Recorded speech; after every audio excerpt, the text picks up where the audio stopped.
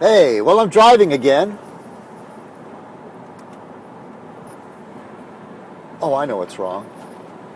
There we go. I need to lower the steering wheel. Oh, let me get my steering wheel adjusted here. That's too low. That's about... I'm trying to see the speedometer. Some of you say speedometer. I'll leave it down here. I don't need to see how fast I'm going. Well, anyway, this seems to be the best time for me to do a Fez night, is when I'm on the road. I have a bi-weekly, once every fortnight, trip to go see my sister, now that I live closer to her. And it's kind of hard for me. I don't know.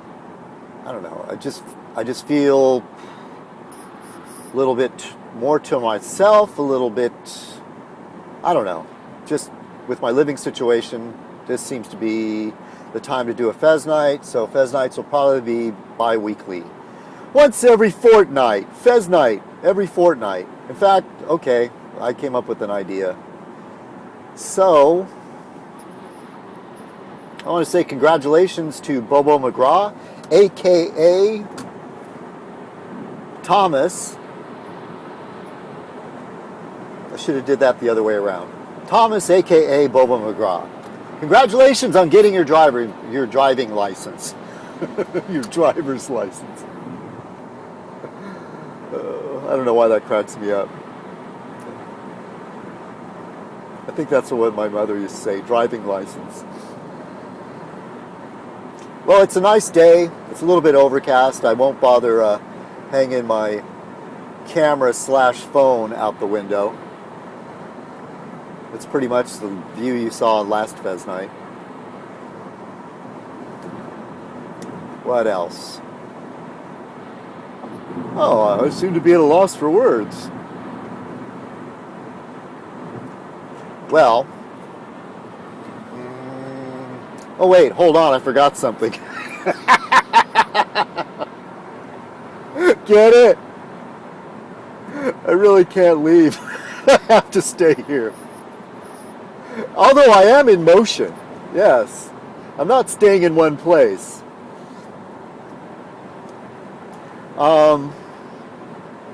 Yeah, congratulations to Thomas.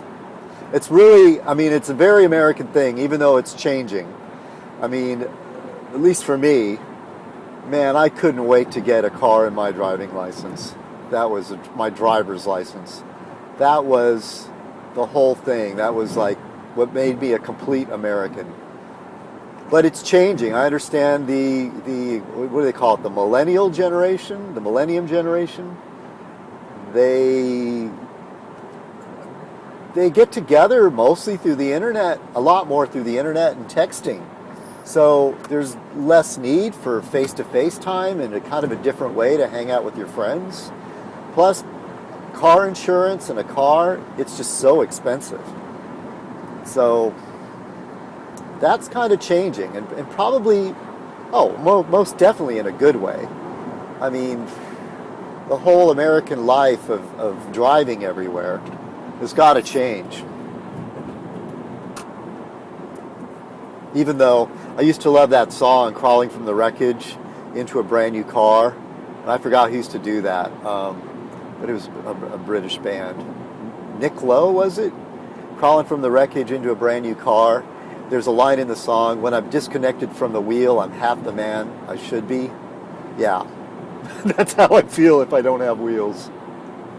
Oh, and I left my scooter back in San Diego. Oh, how much I miss that thing. It would be great. I could really use it up here, but I don't have any place to store it. I would like to, I kind of had this fantasy of doing a road trip from San Diego to where I am presently residing. And that would be a real adventure, because that would be a long ride on all the back roads, not the freeway, to where I am presently residing. YouTube is dead. I guess I was one of the last people to notice, but the response video function is gone. And I might have already talked about this. And, all right. It's about time that I don the Fez. Now, where is it? It was right here a minute ago. Hold on. Okay, this is the part where I'm really going to crash. Oh, by the way, I'm using my headset. Hopefully it will improve the sound quality a little bit. Yeah, there it is. All right, time to don the Fez. Oh yeah, here goes that idiot riding down the road wearing a Fez. Driving down the road wearing a Fez. Wait, I had an idea for my Fez Night title and then I forgot what it was. Oh, what was I talking about? Oh. Let's see, I'm on the road, I'm busy. Oh yeah, now I remember. Greetings, fellow citizens. This is citizenkong, and welcome to another Fez Night. Tonight's Fez Night should be called Fortnight Fez. Well, for those of you that don't know what a fortnight is, a fortnight is every 2 weeks or every 14 days, which I believe fortnight should be brought back into the common usage. It might still be in common usage in the UK, but I think Americans should start using fortnight again. What else I was thinking of? I was describing a woman to a friend over the phone, and I described the woman as being fetching, quite fetching. And she really gave me a rash and a crap. What are you using a word like that? What are you living in the 1800s? I said, I like that way of describing it. It's better than hot. Because this person, I couldn't really think of as hot. But I'd have to admit that in the past, she was attractive to a certain type of man. A certain kind of category of male taste. The other one, she said, what, are you going to use the word comely? Yeah, usually comely you can't, I always link it, with comely wench. And I think I'll have a hard time trying to bring back wench into the modern vocabulary, even though it probably should be. instead of saying bitch, there should just be like, stop being a wench. I don't know. I'll have to look up the definition of wench and just see. I think it just means like a common woman, not a lady.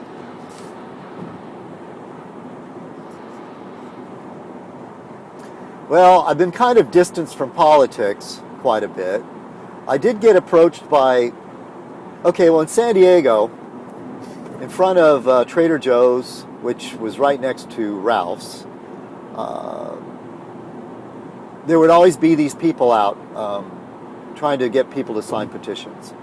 And a few years back, California changed the law that people seeking petitions can be paid. So special interest groups could hire people to go out and collect petitions. And in some cases, the people trying to get you to sign petitions, they want you to sign. They'll be kind of vague and misleading. In some cases, you don't even know what you're signing. You're not going to get to read the whole law. You really don't have the time. If you do decide to stop and sign the petition, which 80% of the time I do.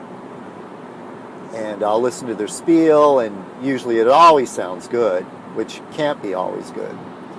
And you have to be a registered voter, of course. So by the way, I am now a registered voter where I live now, and I did sign on to I was a Green Party for years. At heart, I'm a Democrat, but I think ever since voting age, I've never been officially a Democrat. As a registered voter, I was deciding to be sort of radical, I found out there are people a lot more radical on the internet, so I guess I can't call myself radical. But at the time, I thought, yeah, I'm a radical. And so I joined the Peace and Freedom Party. And at the time, the candidate for the Peace and Freedom Party, which would never had a snowball's chance, was Shirley Chisholm, a black woman. And I thought, yeah. And I would joke, I'm going to be on the, they didn't call it a watch list back then, but the CIA is going to be watching me, as some type of communist. Oh, I have to take that back. I did register as a Democrat. Yeah, doggone it. At some point I registered as a Democrat. I forgot about that big gap in my life, because the reason why I remembered is when I switched over to the Green Party, what was going on is they wanted the Green Party to qualify in California as a real party.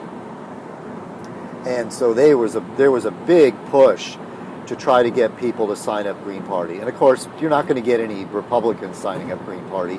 And most people that call themselves independent are really right-leaning libertarians who tend to vote Republican. So whenever you see something about the independent vote, most people that say they're independent listen to AM talk radio.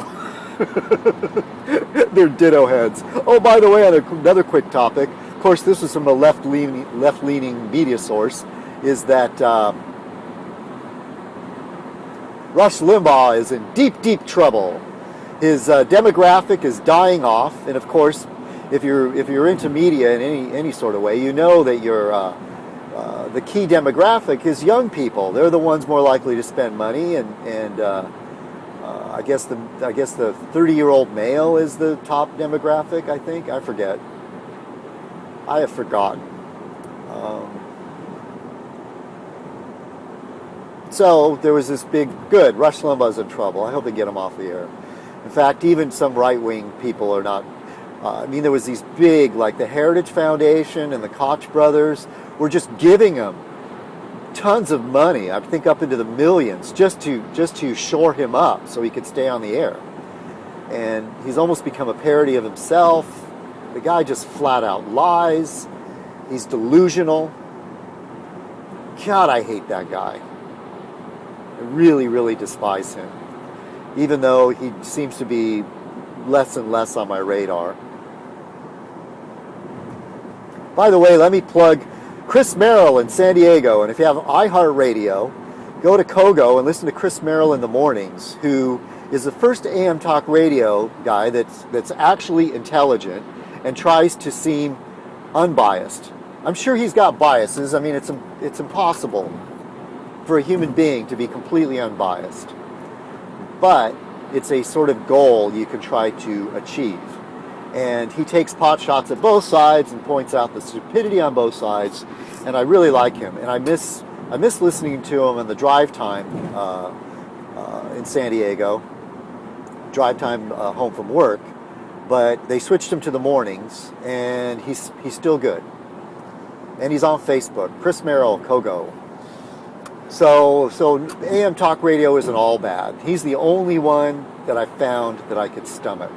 Apart from back in the early 70s when there was still, before they repealed the fairness doctrine, or I don't know, I'm not even sure if it was a law, but it was a policy. And back in the day, you could hear a lot more balanced opinion radio. And I used to talk about on YouTube all the time about bringing back the fairness doctrine, and I still feel that way. I really, really feel that way. And people kept trying to point out, Paleocrat was one of them. It's all based on capitalism. If their ratings don't make it, then they shouldn't, they don't deserve to be, basically have free speech or have the public ear. How's that? And then I likened it to like fast food. Sure, fast food's the most popular. Sure, fast food is what people tend to buy. But is that good? Absolute pure unfettered capitalism, basing everything on the market. I've also said, it's like riding a horse with no bridle and no saddle. You have to regulate that horse. You have to have some control over it. And I'm not talking about putting it in a straitjacket, because you won't go anywhere. So I hope to see Rush Limbaugh go away. I guess in its place, the fairness doctrine, I guess we do have the internet media, but still, It's not enough. I'm going to be at my destination before I know it. So what was I talking about? Oh, yeah. So at the time, they wanted the Green Party to be established in California. And so I really went back and forth with this for a long time. And I went to Earth Day in Balboa Park. Of course, back then, I couldn't miss an Earth Day.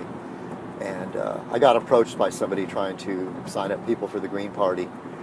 And I did, because I felt it was important that the Green Party establish themselves in San Diego. And I was assured that it wouldn't affect the Democrats. It's the important Democrat offices, in which it really didn't.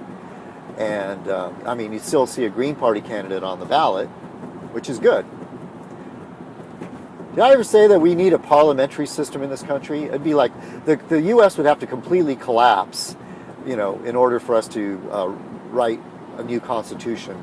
But this whole idea of a two-party system, it's just wrong. It just doesn't work. So with a parliament, we could have a lot of representatives from many different parties.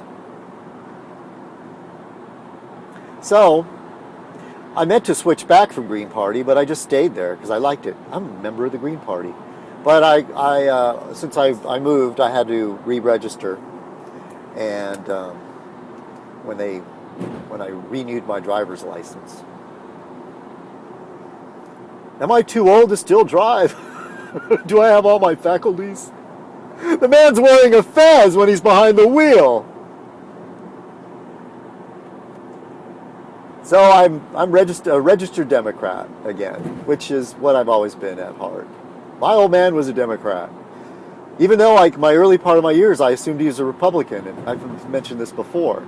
But it was my mother who was the one who was always spouting political opinion. And, my mother was very religious, and so she would follow probably however the televangelist on television told her how to vote. She loved Richard Nixon. But I do remember what a kick my father got out of Watergate. That's one of the times I saw him glued to the radio, for the news on what was going on with Watergate. And he seemed to get some enjoyment out of it. And he never really just flat out said, I'm a Democrat, I want you to vote Democrat. But over the years, little bits of my life, I know that he sided with the common man. He said maybe he's paraphrasing a quote, but he had a problem with making his living off the back of another man, or the backs of other men, which I think is a wonderful philosophy. Of course, we do have to sort of make money off other people if we're going to be in the system, and certainly the 1% makes money off of us. They don't conjure it out of thin air. They don't really, it's not their own personal sweat and labor, unless you call sitting behind a desk or shuffling paper or telling your personal assistant what to do labor. Yeah, I'm still a pro-proletariat. Pro-proletarian? Yeah, I think it'd be pro-proletariat.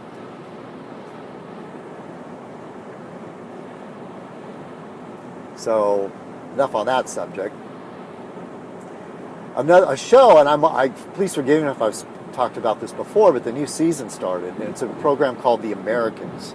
And it's about and it's during the Reagan era, it's about two extremely deep cover Russian spies, a man and a woman pretending to be man and wife, and they've got the American accent down pat. Part of their training was, they never speak in Russian, not even to each other when they're in private, just so they just don't, slip up at some point. And they have two children.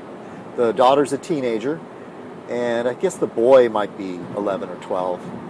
Maybe he's 13 something, so maybe they have a couple teenagers. But anyway, the actress in it, and I can't remember her name, is is the actress that was in the show Felicity, which I remember the show Felicity, but I never watched it, never had much interest in her.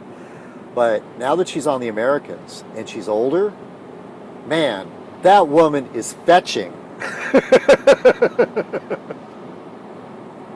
And it's kind of adult. Oh, yeah. Yeah, they had her nude on the bed, you know, just with her entire back showing. And I was like, man, that woman is fit.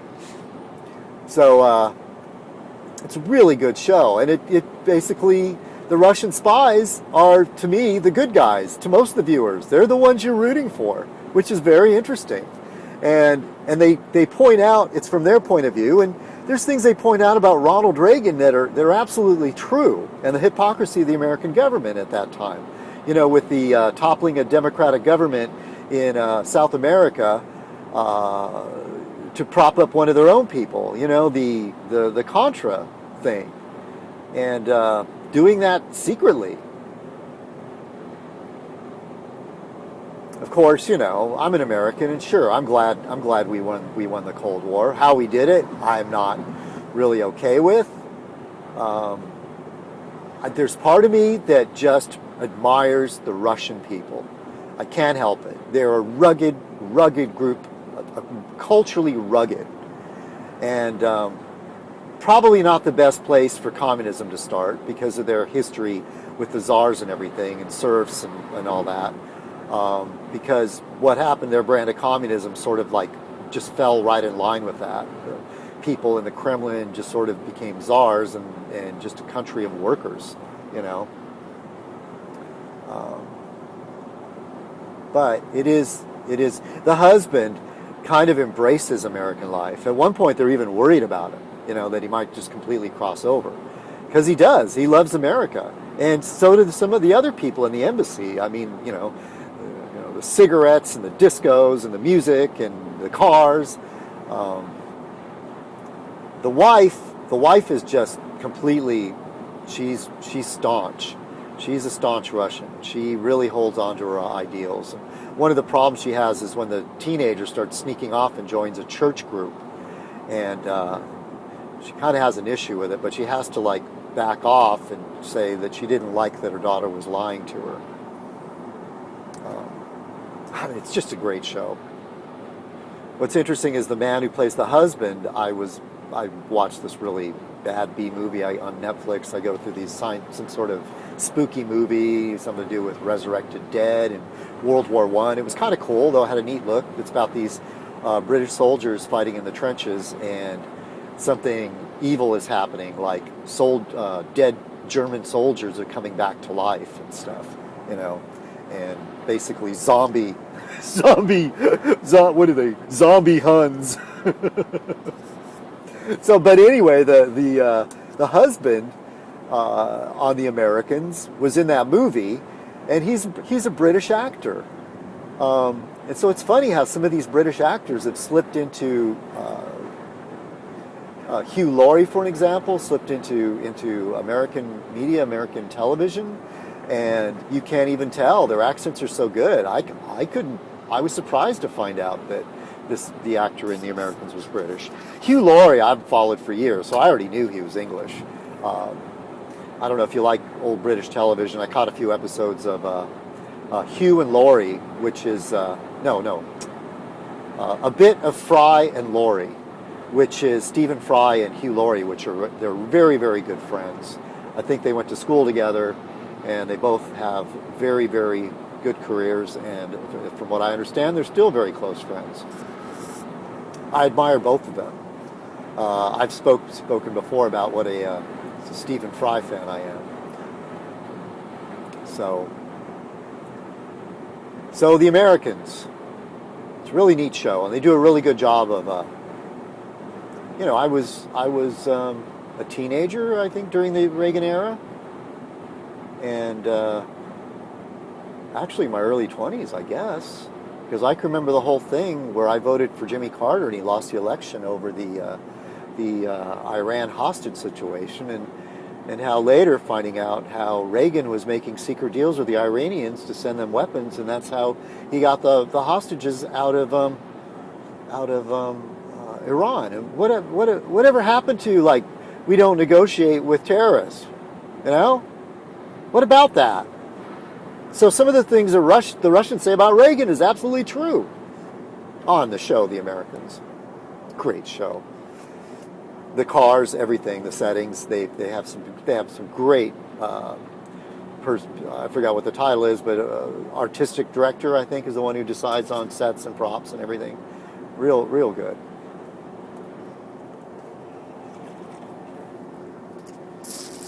All right, we're going on about 25 minutes.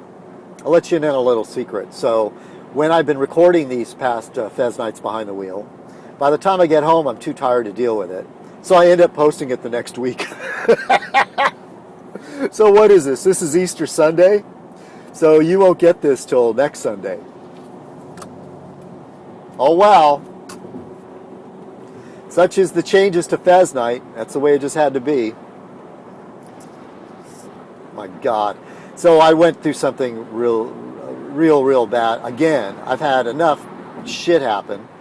But on top of it, so I'm trying to deal with stuff here. I'm homesick. I really miss where I used to live.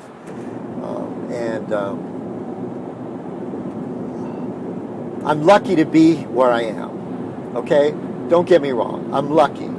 And it's a very, very beautiful, pleasant place. But it's not home to me. It's not the lifestyle, the setting that is me. You know? I've got to be me. And but I'm damn lucky to be there. But this whole time, I could say I was unhappy, but I didn't realize what type of depression I was really fighting off. And I guess I was in a very weak state of mind, and I just completely lost it. Just got angry. I was in a foma. I was in a real foma. And then after that, I just fell into a bout of really, really deep depression where I knew I was depressed, where I couldn't get out of bed, I couldn't do anything, I couldn't eat, I couldn't function for at least about 3 days. I'm feeling much better now. The thing about bipolar disorder is that it's highs and lows. It's highs and lows. And the difference is between most people, it's instead of like this, a reasonable wave curve, bipolar people are like this. And that's why the medication is supposed to help with that. And I'll tell you, when I'm depressed, I tend to stay out of trouble. But if I get too depressed, and for bipolar people, too much depression, and I was a famous writer, I can't remember, she was a female, she threw herself into the river, and they look back and they say, well, she must have suffered from depression. Okay, I'm getting close to my destination here, so I'm going to have to wind this up and pay attention. So yeah, I tend not to get in trouble when I'm depressed, but I will, unless I'm really, really, really provoked, you know. They say that depression is anger directed inward. Well, if I'm pushed and prodded enough, that anger becomes directed outward. Big time. So, I'm trying to think if that's the right road up ahead. Better wind this up. So yeah, deep depression, a possibility of suicide is there. And then on the upswing, the creativity, the focus, it all comes back. You just feel great. Until you get too high, then you could become psychotic or make really, really bad decisions or some really, really risky behavior, like picking young female hitchhikers and having sex with them. I'm not saying a word.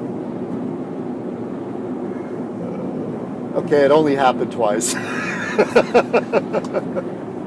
And my doctor said, that's pretty risky behavior. I said, I know. What do I call that? I used to call those periods, I had a name for it, where stuff like that would happen. My adventures? And not specifically something like that, but other types of risky behavior. I think I used to call it my adventures. Anyway, one thing I got to say though is unless you're one of us or a person that suffers some sort of neurosis or mental disability, and you're aware of it, unless you're aware of it, you acknowledge it. And I'll just say, one of us, you won't get it. You'll never understand. And the worst of you people is you think that we use it as an excuse to get out of stuff. Believe me, it's no picnic. Definitely not. The only thing that makes it almost worthwhile being bipolar is I might have missed my exit. The only thing that makes it seem sometimes worthwhile is those peaks of creativity and focus and the mind razor sharp and just the ideas flow. Of course, I don't know if you've ever seen it depicted in a film, but when a person gets too much of that, their ideas are just popping in their head and their mind is racing. Yeah, that's bad. They can get in some real trouble. All right, I think I've gone too far. I might have to pull over and get my bearings. I turned off my GPS navigation thing, and I still haven't quite memorized the entire route up to my sister's house. Plus, I'm talking, and which usually I'm relatively, I would have to say, I've been told I'm a safe driver, at least by people that aren't idiots. But I take that back. I don't know. Some people are just nervous being passengers. They really secretly want to be behind the wheel. And so they're really, really critical and judgmental. But my friend Carolyn said she never felt unsafe with me behind the wheel. And I say she's a real good judge of it. What does happen though, I will be engrossed in a conversation and I'll completely lose track of where I'm going, which is kind of the case right now. So I'm just going to pull over for a little bit so I don't keep getting farther and farther away from where I'm supposed to be. Or maybe I haven't even got there yet. I don't know. But here comes somebody and they're going to see me sitting here wearing a fez. Oh, shit. How long has the camera been like this? The steering wheel kind of messed it up. So, where was I? Yeah, I got lost. And I was talking about something. Oh, yeah. So, or unless the other exception to people is people that are very close, that have a loved one that has experienced issues with their mental health, and also a person that is capable of empathy, not sympathy, empathy, the ability to put yourself into someone's shoes, to almost feel what they're feeling, which is a kind of a gift but kind of a curse, to be empathetic or too empathetic. But it's a quality I admire, and I would like to think that I am an empathetic person. And I think that generally fits the profile of most liberals. That's why we're all called pussies. Oh, one quick thing about the Russian people. My sister was telling me a story. She's watching some interview. And in a way, this is typically Russian. So and it was on Jon Stewart. And this man was interviewing Russians, and he said, well, I understand that Russians have a reputation for taking risky behavior. And he's interviewing a woman. She goes like, no, I live a normal life. I work. I go to the gym. And I also, I wish I could remember the name of the word.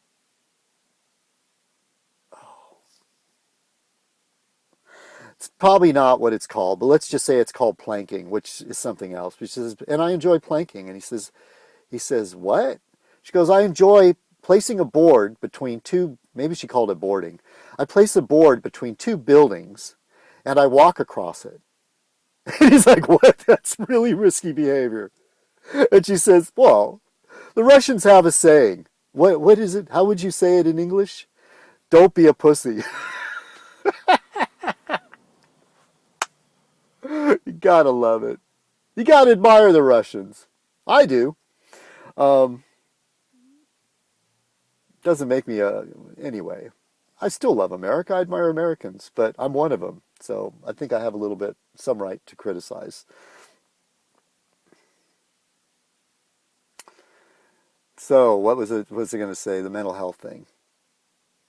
Yeah, and one thing that they're talking about, there's all these like human rights things and discrimination, and it was the African Americans or the blacks, and now it's the gays.